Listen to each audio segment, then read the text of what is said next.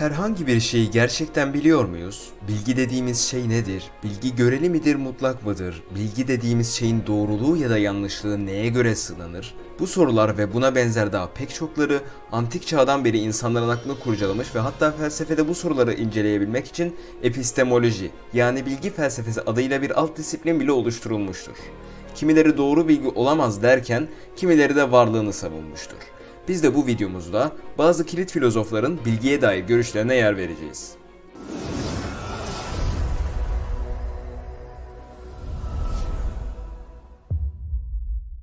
Doğru bilginin varlığı konusunda filozoflar iki ekole ayrılır. Sayıca çoğunluk bir grup doğru bilgi vardır önermesini savunur. Rasyonalizmin önemli temsilcilerinden Sokrates'e göre bilgiye iki yöntemle ulaşılır.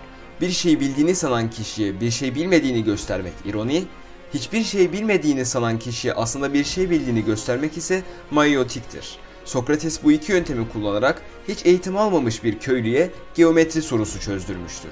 Sokrates'in öğrencisi olan Platon da rasyonalist bir filozoftur. Ona göre genel geçer, zorunlu ve kesin bilgi doğuştan gelir. Bu bilgiler ancak akılla elde edilir. Platon, duyusal bilgilerin insan için yanıltıcı olduğunu, asıl bilginin ise değişmeyen varlıklar yani idealar dünyasından elde edileceğini söyler.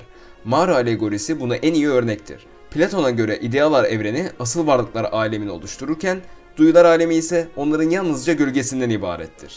Platon'un öğrencisi Aristoteles, hocasından farklı olarak bilmenin duyular ve akıl yürütme yoluyla gerçekleştiğini düşünür. Ona göre bilinen şey, duyuları etkileyen form almış maddelerdir. Bir şeyin bilinmesi, onun nedenlerinin bilinmesidir. Bilgi ona göre doğru tümel önermelerle, tikel önermeler arasında akıl yürütme ile kurulur. İslam felsefesinin kurucusu olarak kabul edilen Farabi'ye göre zorunlu varlık olan Allah mutlak gerçekliktir ve Allah'ın doğrudan ilk yarattığı varlık akıldır. Aklın temel işlevi Allah'ı bilmektir ve akıl kendini de bilir. Bu yönüyle Aristotelesçi bir düşünür olan Farabi, duyusal ve akli olmak üzere iki tür bilgiden bahseder. Descartes'a göre açık ve seçik olarak bilmek doğru bilmektir.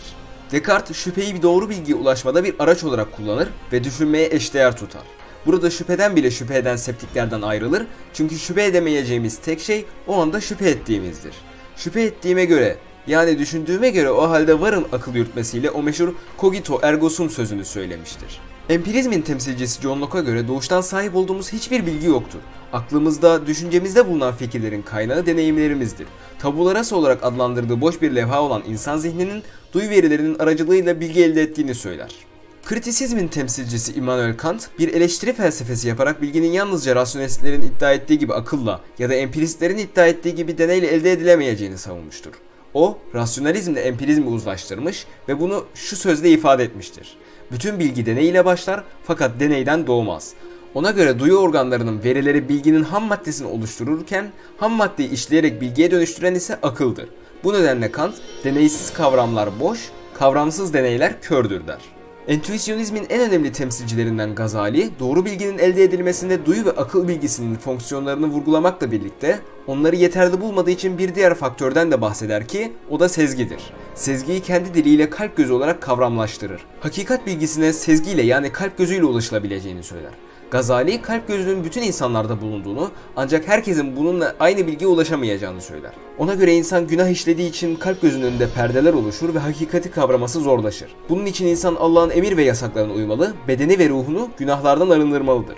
Pozitivizmin temsilcisi Comte, yalnızca deneyle elde edilen bilgilerin felsefenin konusunu oluşturmasını savunur. Olgusal olarak test edilemeyen hiçbir önerme doğru olarak değerlendirilemez ve felsefenin konusuna dahil edilemez. Örneğin ölüm ve ölümden sonraki hayat gibi konular metafizik önermelerdir. Bunlar felsefenin konusunun dışında kalmalıdır. Teolojik dönemde her şey tanrısal güçlerle, metafizik dönemde olaylar ruh, töz gibi metafizik ögelerle, pozitif dönemde ise evren, dünya ve olaylar doğa yasalarıyla yani bilimle açıklanır. Fenomenolojinin temsilcisi Husserl'e göre ise doğru bilgi zihindeki özlerle yani fenomenlerle mümkündür.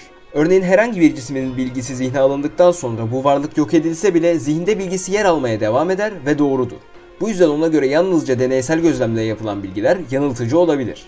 Bu filozofların aksine bir de doğru bilgiye ulaşılamayacağı önermesini savunan bazı filozoflar vardır. Relativizmin temsilcisi Protagoras'a göre doğru bilgi yoktur çünkü herkese göre değişir. Bu yüzden insan her şeyin ölçüsüdür der. Nihilizmin ilk çağdaki temsilcisi Gorgias ise hiçbir şey yoktur, olsa bile bilinemez, bilinse bile aktarılamaz diyerek doğru bilginin yokluğu hakkındaki düşüncelerini dile getirmiştir.